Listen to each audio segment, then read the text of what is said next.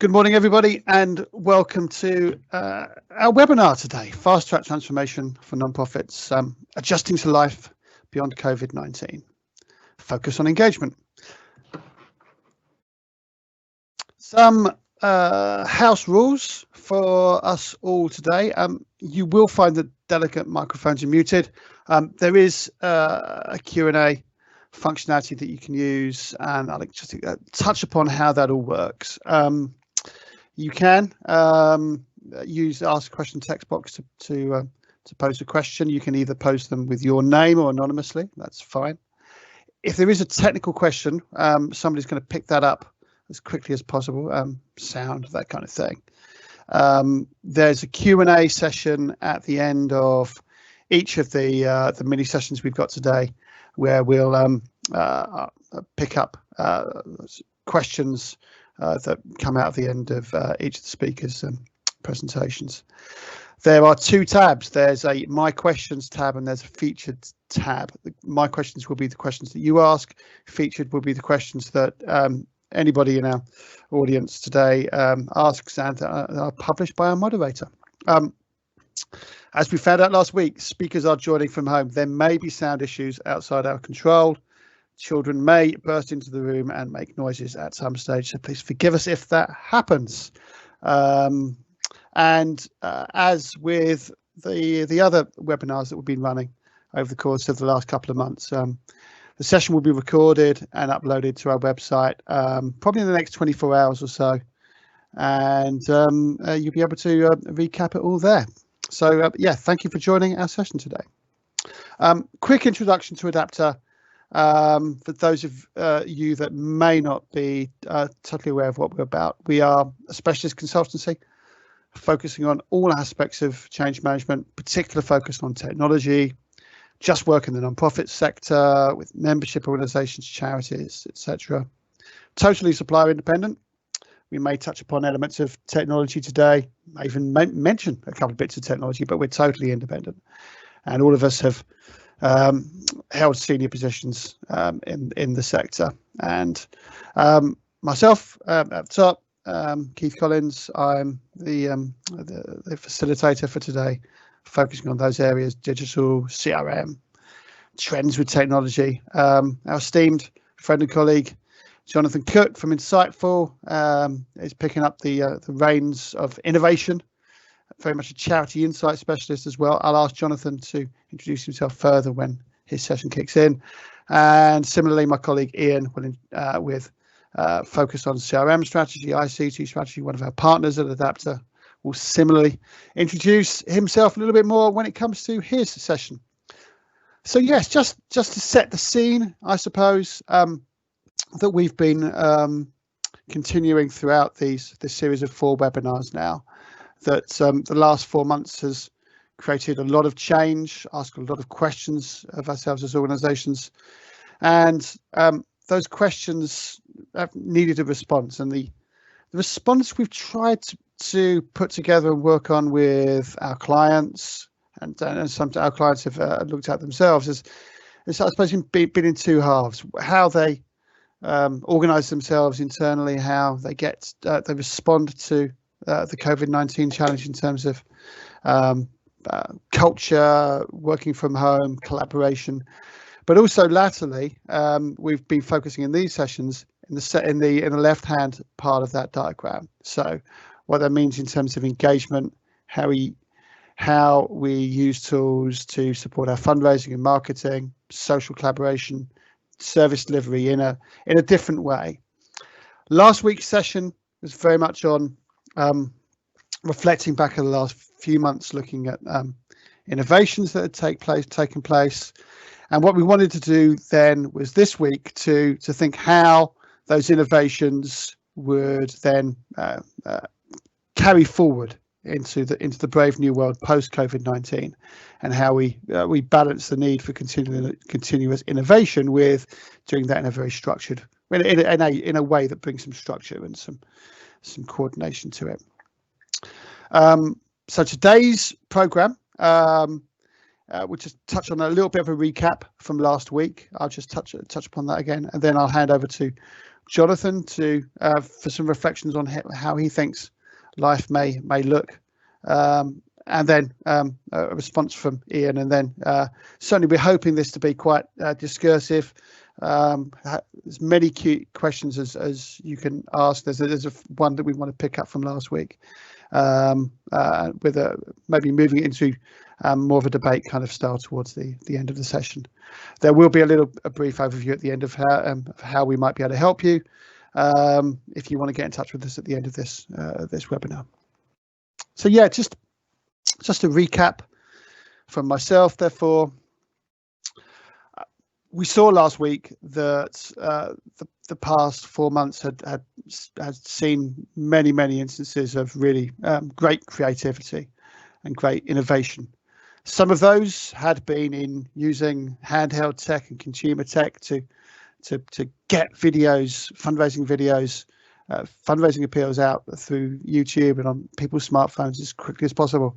Some of them hadn't actually involved technology. Some of them just involved mats.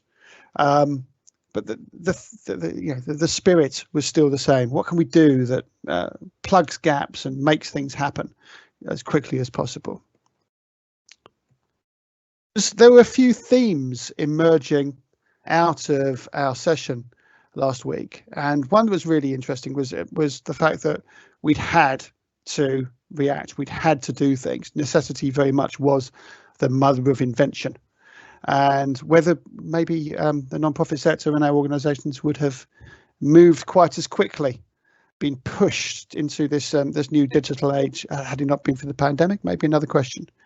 Now, another person beyond Plato that liked this phrase was, of course, Frank Zappa and his band, the Mothers of Invention. Now, I don't think that Frank had an awful lot to say about digital innovation for non-profits back in the late 60s, but I think some of the other themes that emerged from last week's session, maybe he'd liked them, maybe he'd have endorsed them too.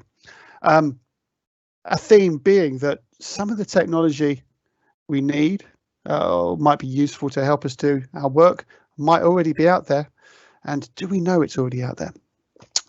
Sometimes we can make decisions quite quickly if we need to, in a matter of minutes, hours, seconds, days.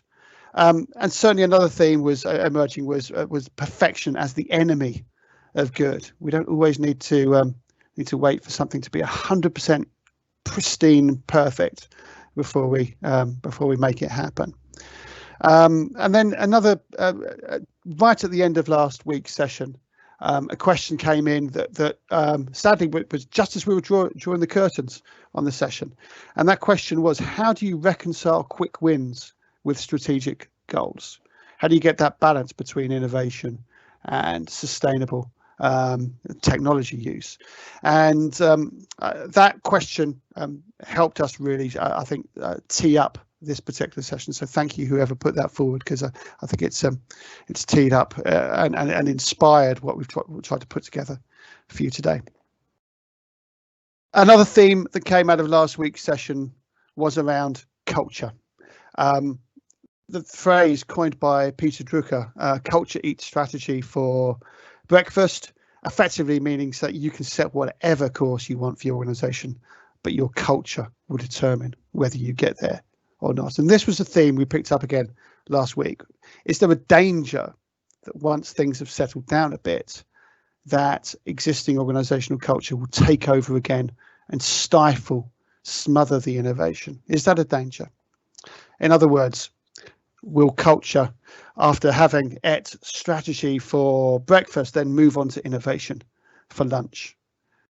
And so therefore, how do we get that balance? How do we get that balance once things have settled down a bit? How do organizations continue to innovate, but do so in a sustainable way? How can organizations, how can non-profits continue to move quickly, to innovate effectively and become more agile, but without it resulting in chaos? Innovation is good. Chaos, I'd argue, is perhaps less good. So just having set the scene there and recapping on what we covered last week, I'd now like to hand over to my colleague and friend Jonathan to take us further into life beyond COVID-19 and what it might look like for technology and in the non-profit sector and innovation. Jonathan, over to you. Thank you, Keith. Hi, everyone. My name is Jonathan. I run a little company called Insightful. I work quite closely with charities from all over the sector, whether they big or large or whatever, depending, irrelevant of kind of which area they're in, animals, minerals, vegetables, whatever it is. I work with them all. My background is I'm a fundraiser by trade, but I am interested in understanding why people give to charity. Why does person X sit in a bath of beans dressed as a banana, and person Y, why do they knit hats whilst jumping out of an aeroplane? I'm just interested in why people do what they do. The team at Adapter asked me if I would speak last week on some of the things that I had seen that were really innovative in the last few months since COVID kicked in and lockdown kicked in. Let's move on to the next couple of slides, and you'll see that I listed 4 things. So what were the things that made us innovative in the last 4 months? If you click on the next slide, we'll see that we have these 4 key elements. These 4 things I think are the factors that made us innovative in the last few months, and that was number 1, the speed of the decision making. Keith showed you some marketing that managed to be produced within days, within hours of lockdown, as it were. Getting that marketing out really quickly has been one of the most innovative things we've done. The charity sector is generally not very good at being really fast and making quick decisions, but it has had to in the last few months. The second big key innovation was that idea of removal of decision by committee. The charity sector is the most wonderful sector in the entire world, and it's the most frustrating sector in the entire world. We've all come across organisations where ideas get killed because they go to committee and they get sanitized, and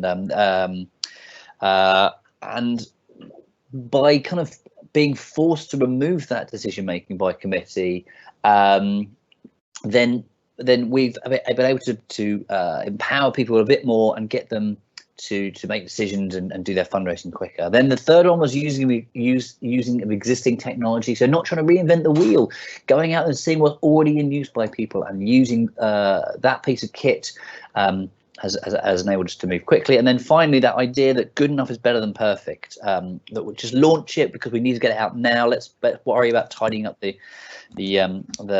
rough edges a bit later on.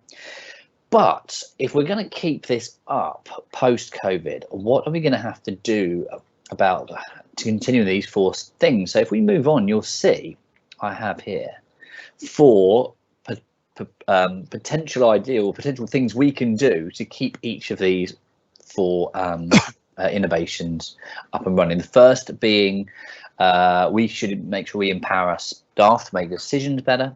We should trust in the insight and research we're seeing.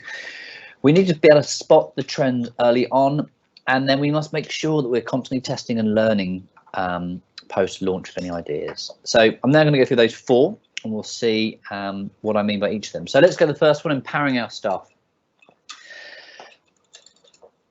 When I first joined the charity sector, I started working to Save the Children. This is in about 1999-2000 time, and at the time, Oxfam were a much bigger organisation than Save the Children. I think it might actually be the other way around now, but at the time, Oxfam were bigger, and we used to have this phrase internally at Save the Children that whenever we came up with an idea, somebody say, "Well, what would Oxfam do? Would Oxfam do that? Would Oxfam come up with this idea?"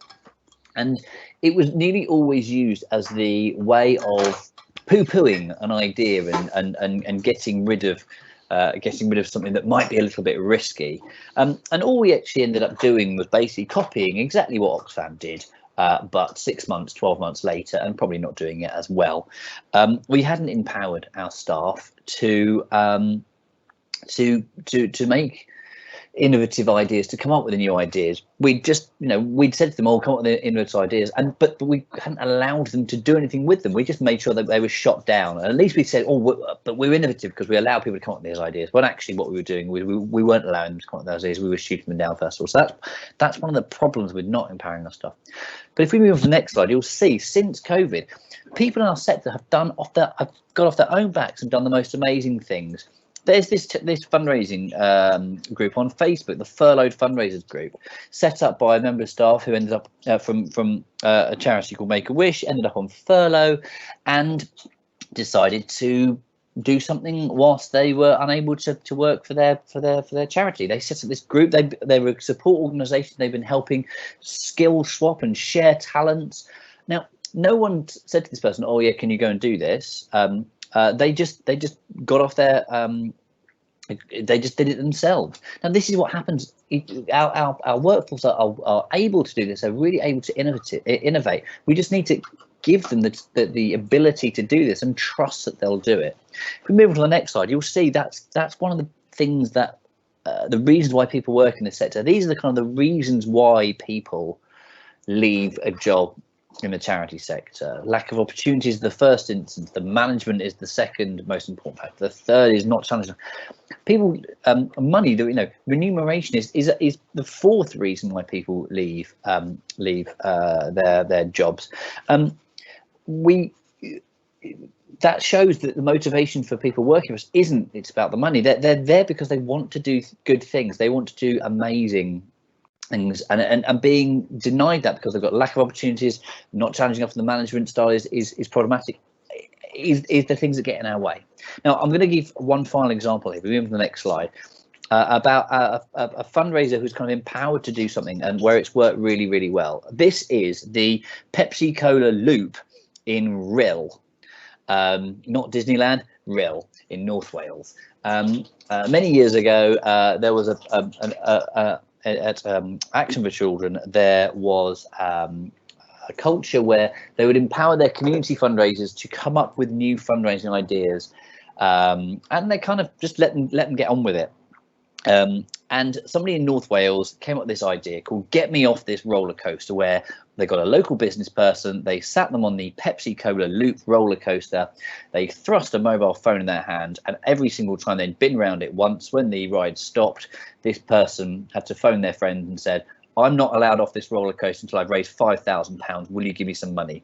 And they'd give them some money. If they hadn't raised £5,000, off they'd go round again.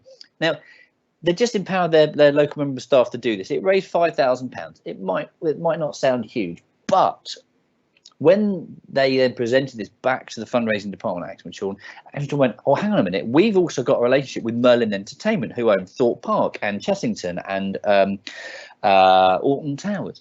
The major donor team. Well, we've also got really, one of our major donors is a big CEO of an IT company. Well, hang on. Put those two together, and suddenly it's raising £50,000, £100,000 by empowering the staff to just come up with an idea."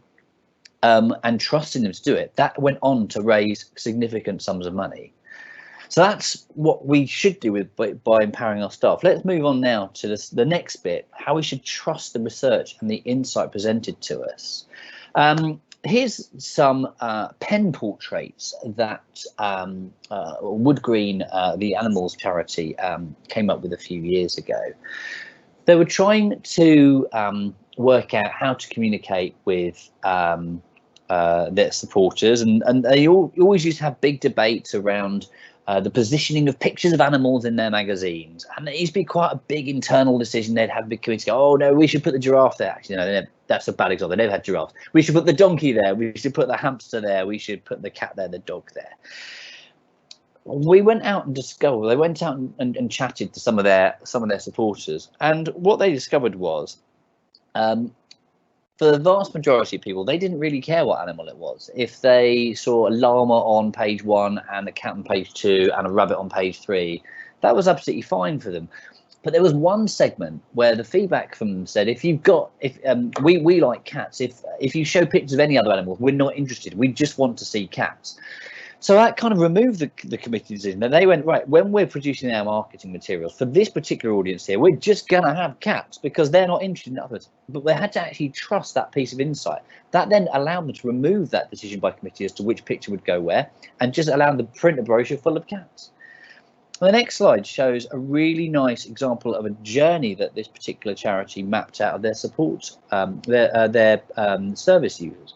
So this is the Macular Society. It's an organisation that deals with people with a particular eye condition. It's kind of like tunnel vision, but in reverse. It goes from the inside out. So it means things like driving and reading books becomes quite difficult. And they mapped out the journey that somebody goes on with the diagnosis of macular the macular disease, and all the little points on there are key moments in that journey, and the colours relate to the type of emotion that the person feels at that time. The width of the bulge is how long it lasts, and the height is how severe it is.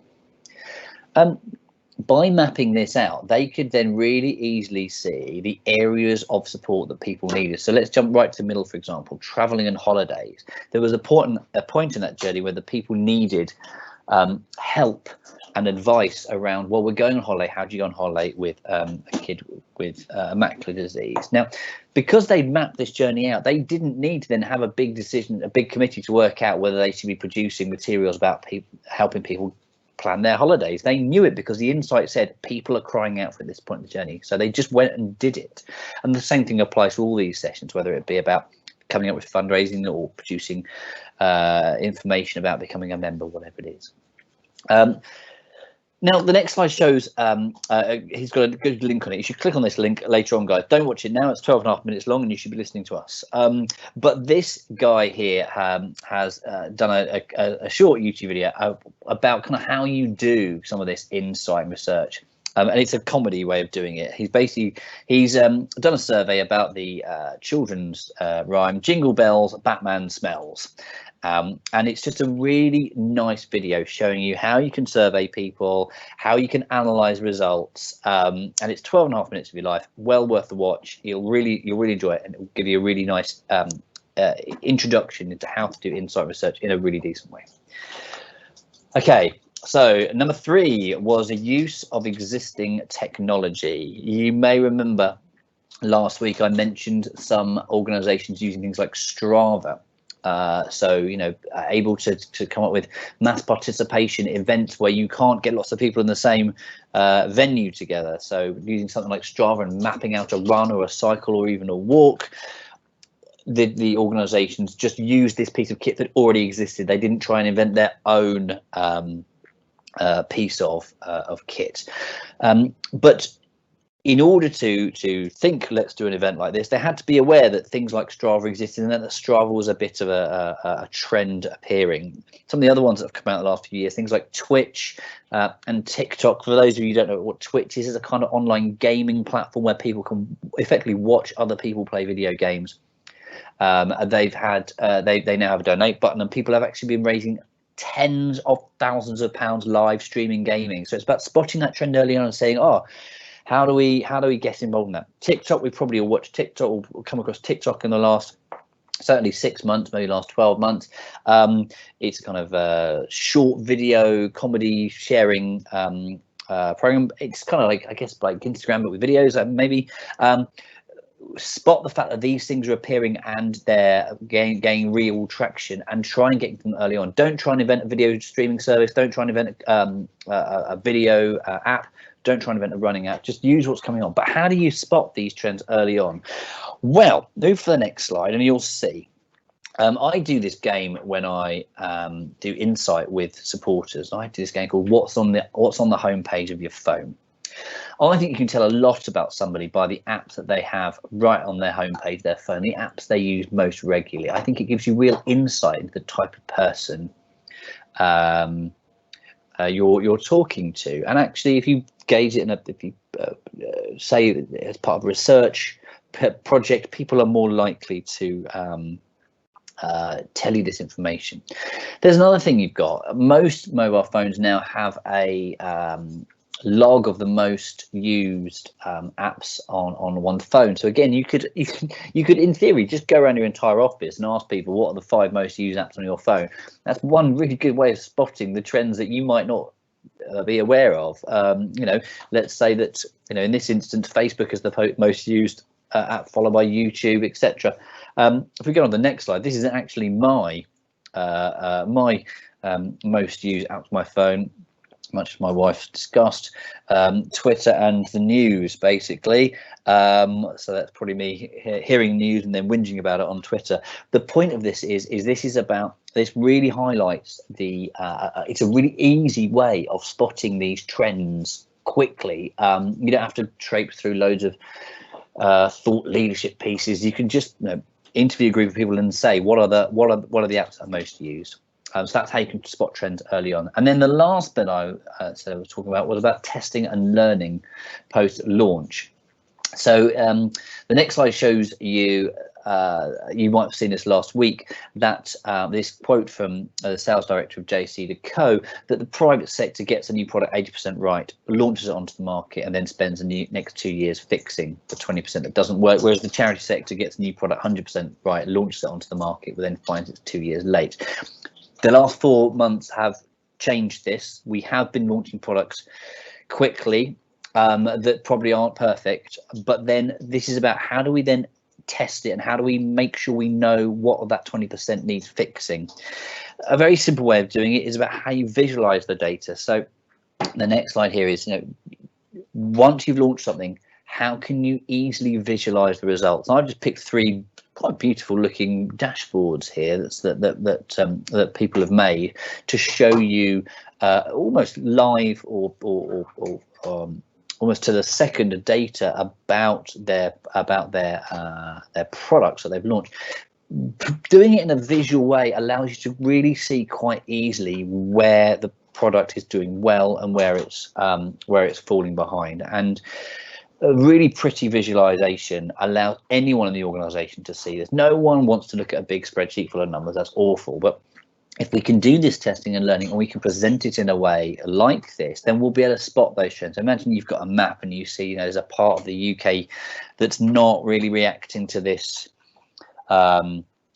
product. You can zoom in and kind of work out what is it about that, why, well, maybe it is, I don't know, maybe you've launched it in the Evertonian part of Liverpool and you've covered everything in red rather than blue, who knows. But this will allow you to spot those areas and hopefully fix them. So that's all about the visualization. So in kind of conclusion, so there were these 4 innovations: speed decision making, removal of decision by committee, use of existing technology, and good enough is better than perfect. And here are the 4 things that we can do to make sure that we keep doing that after COVID: empowering our staff, trusting the insight research, spotting trends early on, and then constant testing and learning post launch.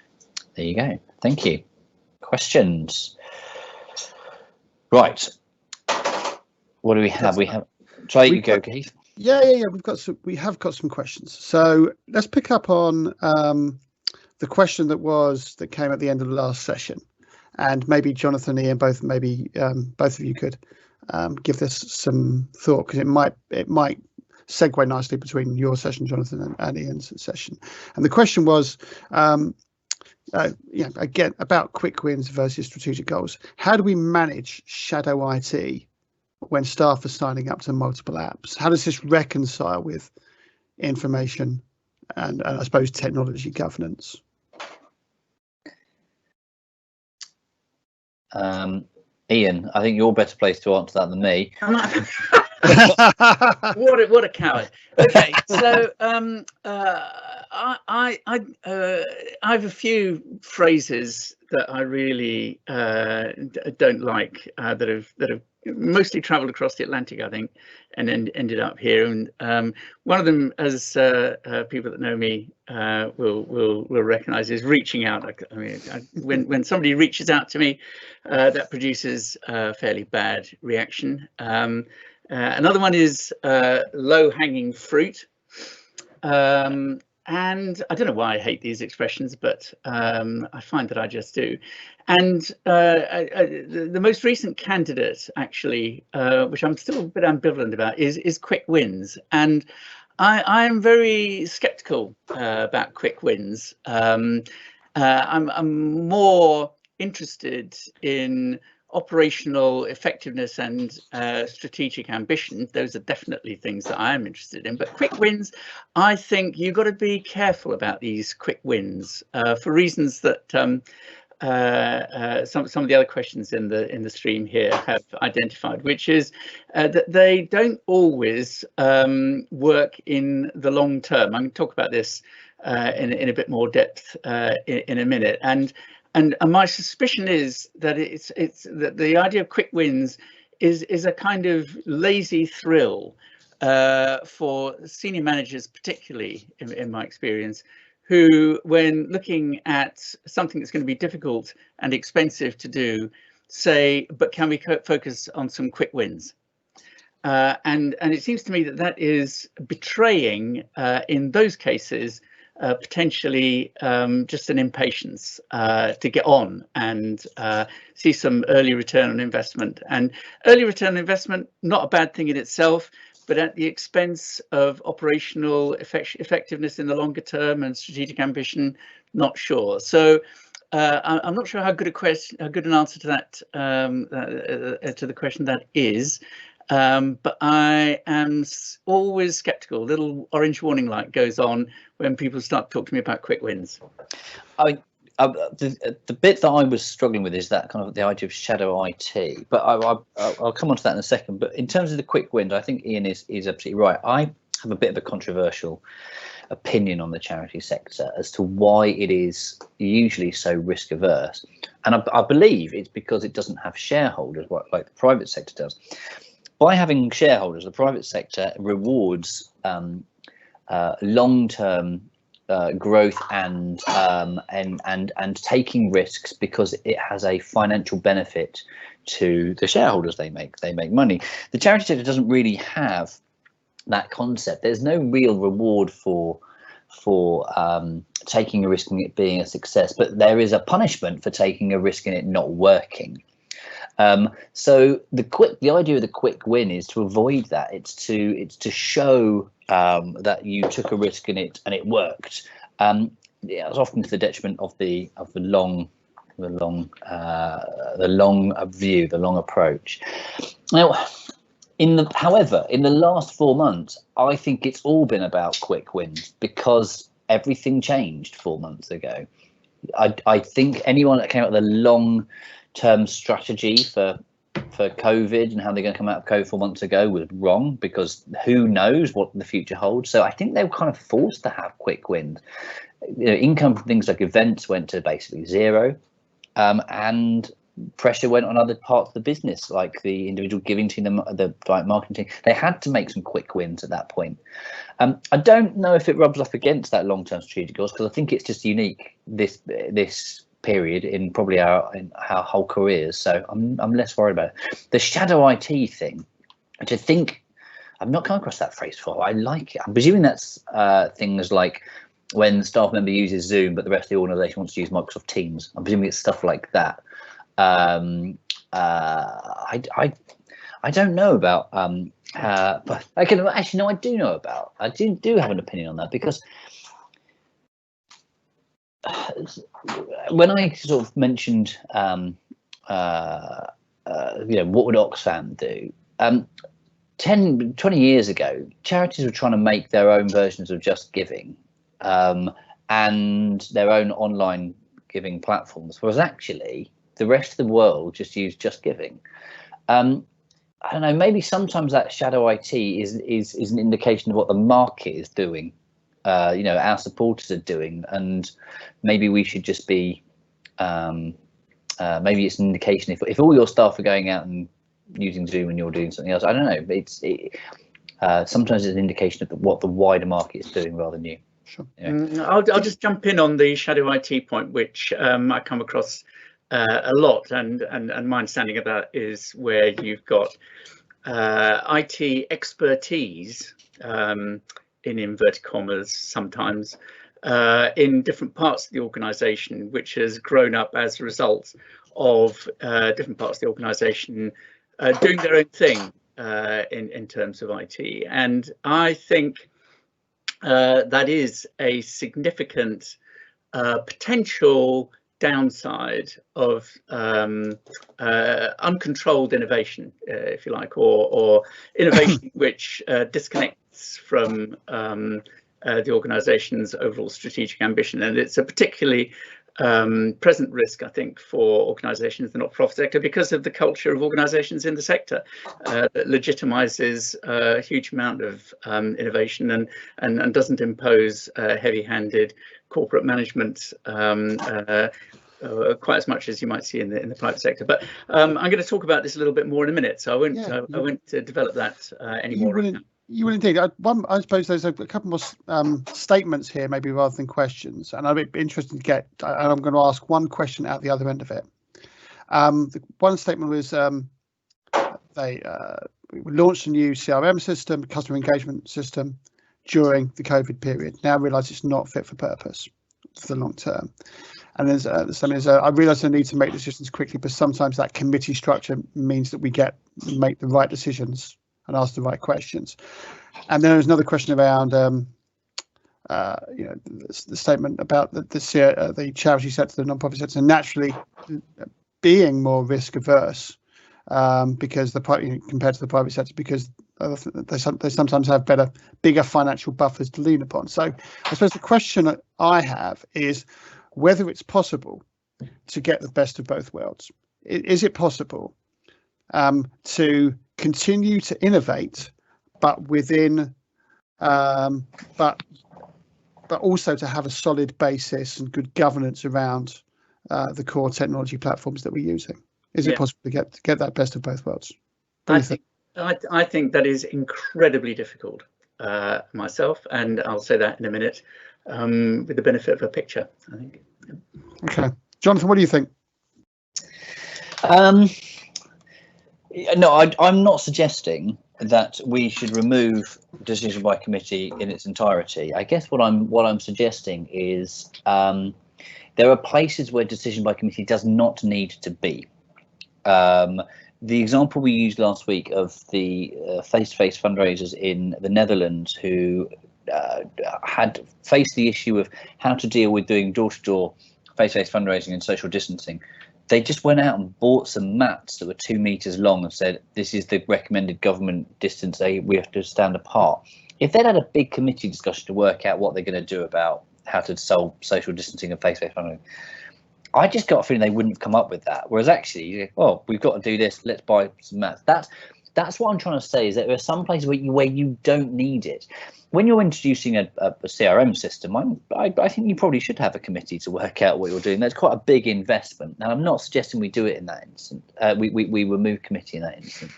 But there are some places in the charity sector where committee decisions encroach a bit too far. There's a great video by, I've forgotten his name. It's called The Compromised Salami. What's his name? He used to he works for Revolutionise. It'll come to me later. I'll post it. I'm interested in hearing more about the compromise. Oh, so basically, it's an idea about how committees can sanitize something, and it was about coming up with a really good fundraising idea, and then the committee comes back and goes, "Oh yeah, but we don't call people like that," and then eventually it turns out to be something really boring. But anyway, I'm going to hand over to Ian now. One more thing, one question maybe you can answer during your session, Ian. Picking up on the committee thing. A question from Deepam, your view of how we can use a working group of key stakeholders to support decision making and ensure correct decisions are made. So I will now hand over to Ian to continue the conversation forward. Ian. So I mean, the conversation we just had is what this webinar is entirely about, really, and different views of appropriate behaviour in different circumstances. And while we were having that conversation, an image floated into my head of whitewater rafting, which I can promise you I have never done myself, but I have, like many of us, I think, watched it on television, and I've noticed a couple of things about whitewater rafting, which I think are interesting. One is that, as Jonathan was really illustrating in the early part, the appropriate behaviour when you're in the white choppy stuff with all the rocks and precipitous and going down without much control over anything is not the same as when you're in the calmer part of the river and things are floating along. It's completely appropriate to make decisions very quickly, I would argue, when you're charging through some of that choppy water and it's high risk and you don't know what's around the corner. Conversely, though, I noticed that you don't see that behaviour when the raft is moving more gracefully through the calmer waters. And it's not just a matter of you've got time to do things more carefully. It's actually that it would be counterproductive to be as agile and almost chaotic as you were in the earlier circumstances. So I think context is an important factor here. And so moving on to the bit as Keith was saying, where we look at the other side of the coin, so to speak. People who come to some of the events that we've done at Adapter will recognise this image, which is my kind of go-to image for pretty nearly anything that I want to try and illustrate by way of the combination of factors that need to be taken into account in any kind of organisational situation. And very briefly, what it tries to do is position, if you like, the impact that an organisation wants to make or needs to make, strategic objectives, but also the operational effectiveness issues, right at the top there, the sort of arching thing that says engagement, service delivery and impact. It positions all of that in relation to everything that needs to happen, I would argue, in order to achieve that. And the hierarchy there, with activities at the top and notably culture, as well as the kind of raw business processes, supported or carried out by people in their roles, with support from a range of resources, including information technology, data, all sorts of stuff down at the bottom there. That's important. The arrow on the left there that goes straight from resources up to activities, that's there to represent things that can be automated, like sending loads of emails to MPs and campaigning ways that don't need to involve human beings quite so much. But most of what happens does involve people, but in that order. In other words, processes, people and technology, which is why our adapter strapline is in that order as well, as opposed to the kind of more conventional people, process and technology. Little known fact right there.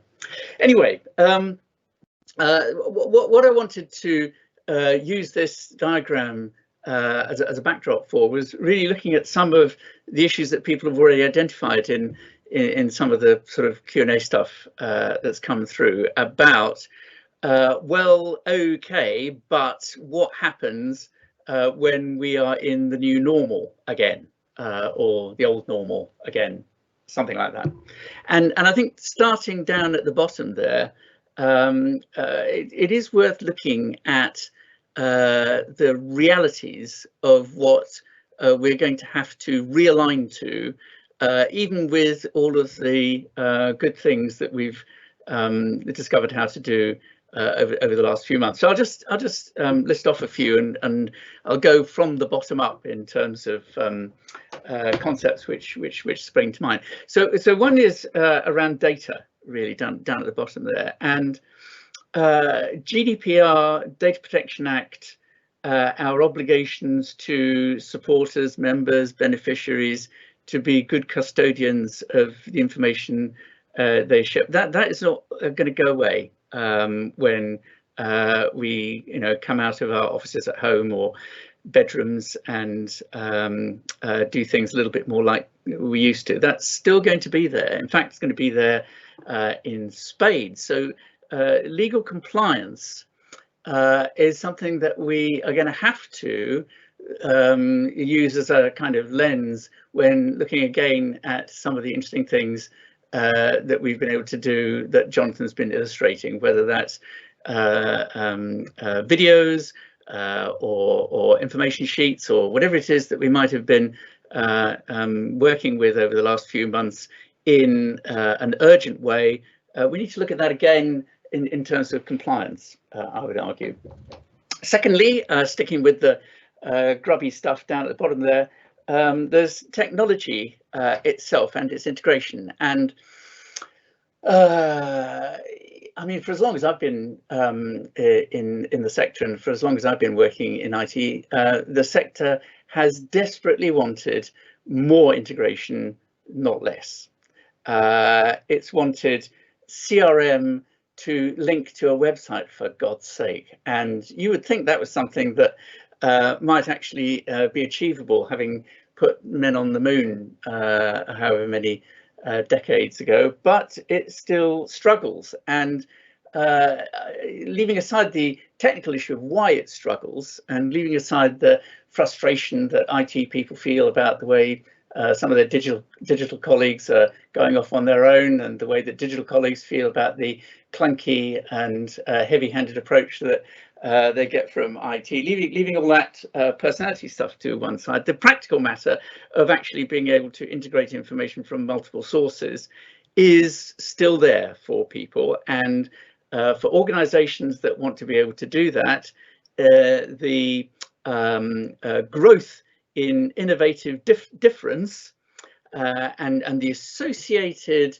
shadow IT, just kind of building on that, the growth of specialists in those areas just to look after those little bits of innovation, that is going to be problematic for organizations that do want more coherence. And sticking with that shadow IT point just for a bit longer, moving a little bit up a bit now to roles and people, the arrival of new technologies, in a way which meets the immediate requirement and is a quick win or a low-hanging piece of fruit, that I think brings with it some of the risk of needing either internal or contracts with external specialists to continue to support it. Is that going to be okay? And one of the ways in which slower decision making, more consultation, and a slightly duller approach to planning has protected the sector is that it's been a dampener on some of that, admittedly, absolutely at the expense of brilliant ideas, but also preventing the organization from suddenly discovering it's got a technical debt which it can no longer afford. So moving then further up the tree there, still sticking with roles and people for now, and remembering all of those different groups now which are doing their own thing with IT potentially, because actually the requirements moving faster than the people in suits can keep up with. That gets you into organizational disintegration. Possibly not quite so bad if you're a smaller organization, not quite so bad if you only have the one location, but now what about a larger organization, multiple locations, different functions, and is that level of organizational disintegration something which is going to work, not just in terms of IT, but in terms of how the organization just basically functions? So sticking with that middle layer there, and saying, well, okay, let's live with a degree of organizational disintegration and some shadow IT, different bits of technology doing different things. I don't know, maybe we can put one of those paper templates over our keyboard again and press the buttons that make the different things happen in a recognizable way. What about training all these people? What about making all of that innovative technology available to people outside the places where it's grown? So there's a cost potentially there, I would argue. And so then you come back to thinking, well, okay, why are we running all this risk, and why are we incurring all of these potential costs? And that question is coming from the senior-most levels in the organization now, I would argue. So trustees have started to get a bit anxious about what is potentially waste. And they're going to get doubly anxious when people come to them and say, well, actually, what we want to do now is we want to get things 80% right, and we'll mop up the missing 20% like they do in the commercial sector.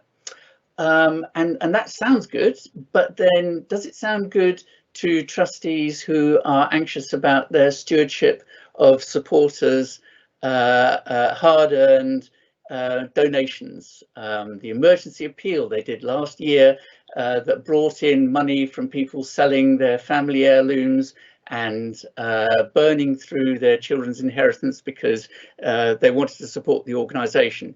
Is it okay to take a punt with that? Is it okay to get whatever it is that you develop 80% rights on the back of that commitment? I think that's a cultural issue now. Suddenly we're sort of up at the top of the tree here, and I think what we're arriving at there is probably the expectation that careful and slow is what has kept the sector in existence for all these hundreds of years. The sector has obviously lost organisations. People have, come and gone, but not that much. And one of the reasons I would argue is because decisions have been slow, because the organisations involved haven't been adventurous, and because they have carefully invested for the benefit of their beneficiaries and to meet their obligations towards their supporters, members, stakeholder groups. So realism, which is I suppose the topic that I'm focusing around, and drawing a distinction between that and innovation. I'm not saying that it's better than innovation, and I'm not saying it can't be reconciled with innovation, but what I am saying, I think, is it's very difficult to reconcile innovation with realism, and that tension is possibly what has held the sector together through thick and thin, particularly over the last few years, where we have seen bumpy times. So that's where I am. No clear answer, but I can see that it's not easy. Thank you. A couple of questions. Let's start with culture. And this picture of a very hungry cultural caterpillar eating a strategy for breakfast, innovation for lunch, and something else for mid-afternoon snack, I suppose. The observation here is failing, this appreciation and acceptance that we will occasionally fail. Requires a non-blame culture, and also some sufficient funding to try things out that might ultimately fail. So how do we, and I suppose putting that culture in place is to support innovation is going to be important if we're going to carry on innovating. So how do we reconcile? How do we get those cultural aspects in alongside the culture that we currently have? Well, I'll go first to that, because the answer is easy. The implementation is difficult. Okay. The answer is the answer with so many things. The answer is that that mindset, mindset which is not completely risk averse, that mindset which is prepared to absorb failure, that has to be in place at the very most senior levels in the organisation, and by that I mean the trustees and the senior leadership team. And if it's not in place there, pretty much universally and genuinely, then you might as well focus your efforts on something else. Would be my answer. Okay. It's very difficult to change. I used to work for a company where we had an innovation cardboard box, and all the innovative ideas would go into the cardboard box. And then we had a governance structure wherein we would look in the innovation cardboard box every month and look at those potential areas of innovation and look at the budget for them. And we had an innovation budget every year. And with that innovation budget, we would pick and choose which of those ideas in the innovation cardboard box would then come out of the cardboard box and potentially be chosen. And we would have a culture where we would accept that some of those ideas would work and some of those wouldn't. So there was a culture put in place where things couldn't be poo-pooed, things couldn't be there was no blame culture with those. But at the same time, because of the cardboard box process and confines in terms of budgets and some questions asked, it wasn't a complete free for all. So you think that's the kind of thing is? I think that works if you've got an organisation which needs to moderate the amount of innovation. I think it's got to be different if you're the other way around. If you're an organisation which is inherently averse to innovation, or rather which is happier in a steady state, then I think you need a different approach to ginger some thinking at a more senior level. Important to understand for any organisation where they are on that continuum, how much innovation is important, how much steady as she goes is important, I suppose, and you can then calibrate that, I guess. Yeah, we're coming up with a plan. Do you think, an answer to one of the questions that popped up here, working groups, I think you can get a certain amount of innovation coming through and penetrating the resistance to change from people working in the organisation, particularly I think in charities rather than membership organisations, where innovation does have slightly better chance of getting traction. And I think a working group rather than an inspired individual is going to have some chance of success. I would argue as well, I know this sounds really depressing, but a prophet hath no honour in their own land, as the saying goes. So if you get a working group that has a good idea, getting somebody in from somewhere else, another organisation, for example, that'll do fine. To make the pitch, I think, is also going to carry weight. Sounds a cynic might say you're making a pitch for the use of consultants there. Yeah, well, consultants are conventional, but I think it's even better if you can get someone from a similar organisation, actually. Okay. Can I add one thing? Yeah.